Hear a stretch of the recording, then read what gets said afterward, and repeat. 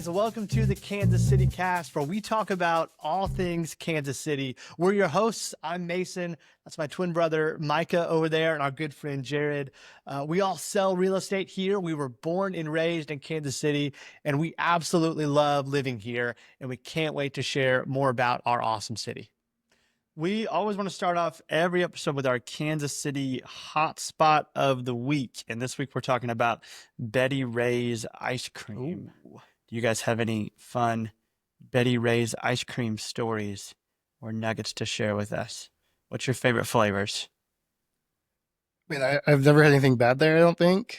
So are you the kind, because I don't know if we talked about this yet, are you the kind of guy that gets the same thing every time you go? Or are you like, let's mix it up? I was just about to say, I don't think I could name my favorite flavors because I get a different one every time. So I don't really remember what I get. I don't have like a consistent go-to. They're all pretty good. For those of you who aren't familiar with Betty Ray's ice cream, they have 5 locations right now, but I think they're getting ready to open up a 6th in the metro. Most of them are on the Kansas side, and they are just a really great local spot with a lot of really unique ice cream flavors. So if you're like me and you're kind of boring and literally vanilla when it comes to ice cream, it may not be what's super important to you. But if you like to branch out, there are some really cool, unique flavors at a place like that. For sure. They always have a coffee flavor that's great. They always combine with like a local coffee shop for that. So that's always really awesome. They had a brisket flavor, right? That's what I was going to say. Or a burnt ends or something. It was... I never had it. I didn't get a chance to go before they... Oh, I tried it. Just a sample of it. I didn't like order a whole scoop or whatever, but I did say that's a brisket ice cream. I got to go try that. And surprisingly, I mean, it tasted exactly like you would expect a brisket ice cream to taste like. So that's really cool. You can do like an ice cream taco. So they'll make like a waffle cone into like a taco shell, and you can put 3 different scoops of ice cream. So if you want to try a variety, that's a cool thing. And then I don't know if they still do this. It used to be where they get like an ice cream float, but like with beer or something. I don't know if they still do that, but for sure. Okay. I thought at one point when they first opened, they did something like that, but I'm not sure if they still do. But they make all their waffle cones and stuff in-house, so it's always super good. If you're a fan of like a softer waffle cone, that's kind of the style. It's not really the for sure super like the house-made waffle cone. It's crisp, but like a little soft in the middle. It's like it's the perfect, like not your typical store-bought waffle cone, right? Like, yeah, like it doesn't get soggy when the ice cream melts. Like it still holds its shape and for sure all of that. But I like the texture. I know people are split on it, but anyways, it's a really good spot to check out, especially if you like variety in your life. They have some really, really unique flavors, and they're changing them out pretty consistently. So you might go, and then a couple months later, if you go back, it could look a lot different. Yeah, the menu. And if you're Northlander, the closest one's right across in the River Market. So, which I think is one of the best locations. It's so walkable, and so we'll oftentimes finish a date night there for sure because it's not too far of a drive. You can park, especially if the weather's nice. You can walk around the city a little bit, grab some ice cream. It's a good way to. You got to watch it in the summer though, because I've been there a few times, and the line just like wraps around the thing. Like people are standing outside to get through it. So but it for a good reason. I mean, they have great ice cream, and it's a great place at 8 o'clock on a Saturday night if you're wrapping up a date night or whatever. It's a great place to do it. You're old. You're wrapping up date night. Yeah, I was gonna say when I said that, I was like, that's and honestly, that's probably late for us. So I hear you. I'm showing the stage of life that we're in with the 2 kiddos for sure. So for sure, but that's all. Same, Micah. Same. Yeah, for real.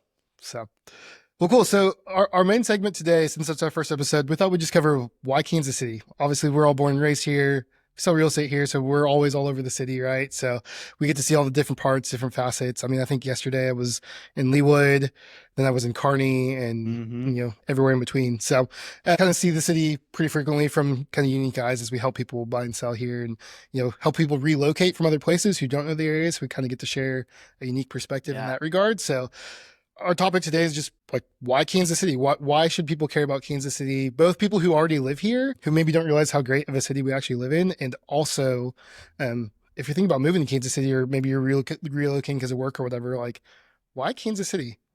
So, Mason, you want to kick us off? Why Kansas City? Yeah, there's a number of things that I really enjoy about living here, and just a few things that I would maybe change.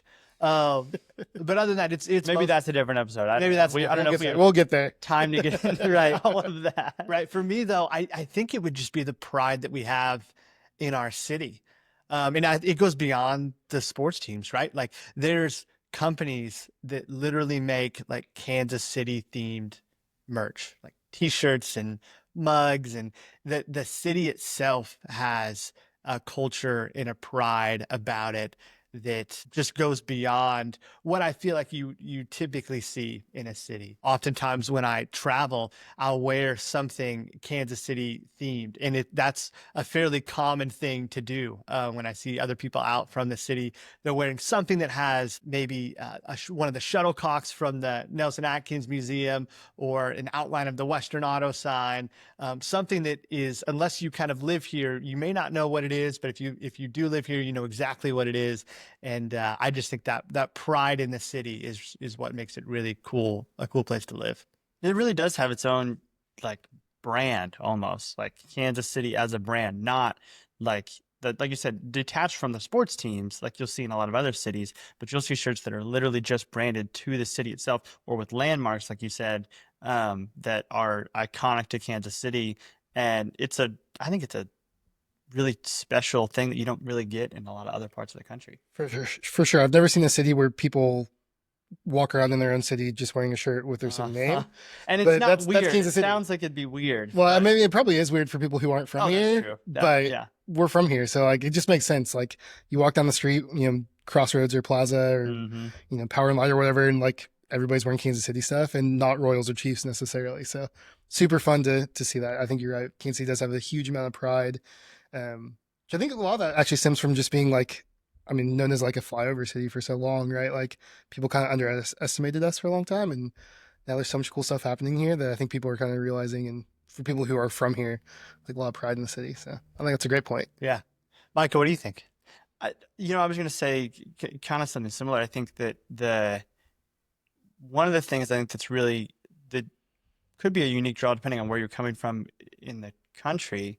I noticed this when I travel, not in a negative way, but I really do think Kansas City has a genuine friendliness about it, and people are maybe more willing to engage in conversations with strangers than you would see maybe in another part of the country, which I think is really cool. Like you'll walk into a store, or you'll sit down at a restaurant, and you really can have like a genuine nice conversation with the person who works there, or the server or whatever. Where other times when I've traveled, sometimes you go to a place and it feels almost like just very business-like, where it's sort of, we're here to do a thing, let's do the thing. And I think Kansas City has more of that classic Midwest, a little bit slower opportunities for genuine connection, which I think is really, really cool. Yeah, Midwest nice is a thing, right? So It is. and Kansas City fully encompasses that. And I feel like it's actually genuine for the most part. Yeah. It's people legitimately care about, when they ask how your day's going. I think most people really do care about the answer to that question, which is For sure. really cool. Yeah, Kansas City is definitely a friendly place to be, for sure. For sure. So I guess it's my turn then. So I would say, you guys all said things that I for sure agree with. I think the biggest thing for me is like Kansas City's, I feel like the perfect combination of like big city, but also not. You're like, living, you can live really far north in Kansas City and be in downtown in like 15 minutes because there's just not traffic. For the most part, like I get annoyed if I have to wait like an extra 5 or 10 minutes in traffic, except for in Johnson County, but that's a whole other thing. A little bit worse there. But we get like most of the perks of like the big city without most of the headache, right? Like we have a world-class art museum, we have a world-class symphony here, like we have great entertainment, across, T-Mobile Center, not Sprint Center. It will always be Sprint Center. It's also always going to be Sandstone. That's okay. Yep. I'm not even sure what it's named anymore out there. I couldn't tell you. We have the Kansas Speedway, like obviously world-class sports teams, like, the Royals are on the up this year a little bit at least, and obviously the Chiefs are what they have been. So really fun there. Sporting's down, but we won't talk about that right now. But, at least like when we think about like all the things you'd want to do in a big city, like you can pretty much do in Kansas City. Yeah. We might miss out on a few things here and there, but if any big musician or band is touring, like they're going to make a stop here. So I think we're going to catch most of the things that you'd ever want in a bigger city without most of the headache of it. I mean, if you want to go on the downside, like our public transportation's not the best. Yeah, getting better, but It's getting better. The yeah, streetcars, they're working on the expanding, extension, which so is great. which is awesome. That's going to But help connect a few other areas of the city. No, don't get me wrong, the streetcar's great now, but I think as you expand and connect more and more of the city, that's really great. But you're right. I mean, other than the public transportation, we have just about everything hmm here that somebody would want to be able to plug into. yeah, Larger venues like the T-Mobile Center, and then you can go smaller, Uptown Theater, Midland, where you get mhm. some of those more low, or not local, but Smaller smaller, maybe, size. yeah, artists that maybe wouldn't sell out a big arena, hmm but you still get that kind of scene as well, which For is really sure. great. For sure. It's a lot of fun. I mean, obviously the World Cup is coming here, so that's a big thing for the Yeah, city. It'll be really that's gonna be fun. huge. Yeah, super excited for that. Soccer guy, so of course I've been looking forward to that for a while. So that's gonna be really fun. I Are haven't you been gonna go? for sure, for sure. Are tickets gonna They're, be? they're not I on, have no idea what they're they're not on sale yet, so we'll Okay. get there. We'll get there. But I just think there's so many things about the city that the people either already love or they just haven't found out about yet. So, I mean, even like the food scenes, like there's so many great restaurants. Yeah, I, there I have a is. list on my phone and I haven't hit half of them yet because there's so many to get to. So, Hmm. yeah. Yeah. So, all things Kansas City. So, if you were to think like, what's one thing Kansas City, and we already talked about like public transportation, not great. What's one thing that you think kind of detracts from like what the city is? I think for me, it'd be the weather. I always tell people it's the one thing that I don't love about the city. And I think the reason for that being we get kind of we get both extremes. And in the summer, we're just now coming off of this, a good week and a half stretch of really hot temperatures, heat index over 100, ridiculous humidity. So things can get really hot in the summer. And then in the winter, we often have stretches that the wind chill can be in the negatives. And we don't get a ton of snow here, but you do get the extremes of both the hot and the cold. Versus, I thought if you live a place like Arizona, for example, your summers would be pretty crazy, but then your winters are a little bit more mild, or kind of the opposite in a place like Minnesota. So that's the one thing that if I could change, some more moderate. I do like the fact that we get all 4 seasons here, but some more moderate weather would really make this the perfect place for me. Moderate weather in the winter. Yeah, or really all around. If the summers could be a little bit cooler and the winters could be a little bit warmer. Yeah. Just take both extremes down a notch. And Right. Yep. that would be way better. Yeah, I'll piggyback off that for sure. That's definitely an area where I think, and if if you're coming from a place that doesn't have all 4 seasons and you're just like, hey, where I'm at, it's super hot all the time, and I want snow around Christmas time, all that stuff. We get that here, which is really great. So you get to see the leaves change in the fall. Like you do have a pretty good mix of all 4 seasons. Now our weather also likes to flop back and forth a little bit as you transition from one season to the next. So For sure. it might feel like fall, for a week or two, and then it's right back up into the 90s, and you're like, wait a second, I thought it was fall now. No, we're right back into summer again. So it'll do that as you transition, from season to season. But for the most part, you really do have you get a really clear cut all 4 seasons: summer, spring, winter, fall, all separate seasons, which is really great. Yeah, definitely. It's hard to beat spring and fall in the Midwest, right? Like just beautiful. Those tend to be the nicer times. Those are the ones that everybody really likes, and yet they don't last quite as long They as don't. maybe you'd like them to. Definitely. Definitely. And you guys hit on the weather's a good one. We already hit on public transport, which I think is for me maybe like the biggest drawback of Kansas City. I will say I think for me one of the biggest drawbacks of being here is probably just how long it takes to get other places a lot of the time, right? Like being in the middle of the country, we're not far from everything in comparison to like New York to LA, but we're also not super close to anything else. Like Chicago is obviously like the next biggest city. It's like 6-ish hours. Minneapolis is the same. So Denver, you're like 8. yeah. So like if you want to go on vacation to like a bigger city, like you're for sure hopping on the plane for the most part. Like you can drive to Unless you just Chicago. really feel like, Yep. hey, let's do it. let's jump in a car and go. For sure. Which, again, little kids, that gets harder. Yeah, it gets harder with having little ones It's around. cheaper though. It's cheaper. Mm-hmm. It is cheaper, but I think that's maybe one of the drawbacks. And really, it's like if I hop on a plane, I can be in Miami in 2 or 3 hours, or I can be in LA in 2 or 3 hours. So like, really not that bad in terms of taking a trip like that. But it's also like I'm getting on a plane. It's not like, oh, I'm just going for the weekend, right? Like it's a little bit more involved than just like a quick road trip. Or if you're like on the East Coast, obviously, like you can ride the train and it's an hour or two between big major cities. So that I would say that's probably my biggest drawback, is just takes a lot to get other places sometimes. Yeah, it really does. And I think part of it depends on where you want to go. Like if you like tropical kind of vacations, like you said, if you're gonna go to Florida or somewhere, you've gotta jump on a plane probably to do that. I mean, unless you're really brave and you want to do 27 hours in a car, you're jumping on a plane to do it. So Yep.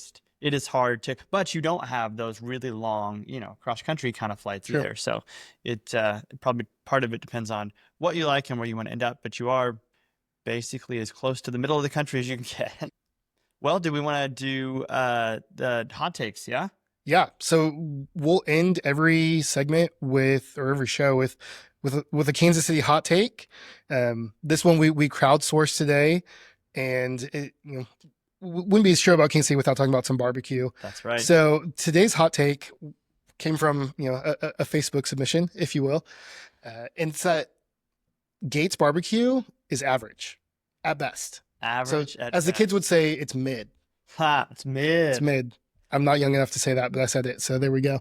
What are your thoughts? I agree. It's distinct enough where it's definitely not for everyone. The barbecue conversation is always so hard because everybody has obviously super strong opinions, and there's a lot of options. So you'll get a different answer every time you ask someone. But you will see 3 or 4 kind of rise to the top of most conversations. And I do feel like Gates is in there, and it would be like, I think it would be further down than like 4th on my list. Let's maybe take this approach as we think about the hot take here. So I think it's actually not mid. I think for Kansas City it might be, but I think if you're in perspective of the barbecue quality in Kansas City, like if you put up Gates in any other city, like it's going to be a top place, right? Fair enough. We're just so overwhelmed with good barbecue here in Kansas City that when you compare it to some other places, like I see why somebody would say it's average, but in most cities, Gates is like a top tier barbecue restaurant. Yeah, you're right. I think we have so many options here that it's really easy to compare them all and play that game. And so then I think you sort of have the top 2 or 3 that you really gravitate towards, depending on what you might like the burn-ins here and the ribs here or whatever. But I think that, yeah, if you picked up Gates and dropped it in another part of the country, maybe it is one of the top options there. And a lot of it comes down to personal preference. Like I know with the sauce, like for me, Gates tends to be a little bit more on the spicier side. I am a wimp when it comes to spice and can't handle a lot. So I think that is why it would be lower on my list, because I am a big fan of barbecue sauce. I like quite a bit when I'm eating barbecue. And so the fact that it tends to have a little bit more of a kick than maybe I'd like really kind of takes away from the experience for me personally. It is a little bit on the peppery side. So yeah, I for sure get that. I think, when we're looking at like the grand scheme of like old school barbecue places in Kansas City, because I think there's that take too that people, especially if you're not from here, like you don't understand, like there's some old school places that have been around forever that are in a different vein than, some of the newer places that have recently gotten a little bit more of the hype around them. I'm sure at some point we'll get into a barbecue episode and we'll talk a lot more about our favorite places and why. But I think if you think about those old school places, Gates is for sure in the top of that conversation, just by virtue of it's been around forever and they're a staple in the community. So, I think it's all perspective, right? So you could say Gates is average. I think for Kansas City it might be. But I also think we're just so lucky to have so much great barbecue here that like, really, when we put it into perspective, it's actually probably a great barbecue restaurant. Just maybe not the top of Kansas City's list at the moment. Yeah, absolutely. For sure. We want to hear from you though. So do you like Gates, not like Gates? Would there be one that you would put above it? So definitely share that with us. We want to know what your thoughts are. I guess, would it be in your top 3? Yeah, that's would it make your top 3? Yeah. May not be your favorite, but is it at least top 3 option for you in Kansas City? Let us know what you think. We want to hear from you. And if you've got a hot take as well, we are going to do this every episode. So we want to hear your Kansas City related hot takes as well. And you just might make an episode. Well, I think that about does it here. Thank you guys so much for tuning in and watching with us. And we will catch you on the next one.